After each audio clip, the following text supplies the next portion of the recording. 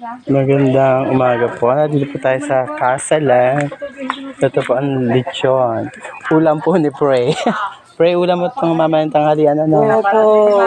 Baka mauta ka. Hindi po. Laki-laki nito ha. Nakakauta. Oo nga. Nakabata. Dinadali ang tingin ko. Ah, over. Doon sa ano yung iba, apoy ano, yung kahoy ang gilid. Sa amin nga, drum eh.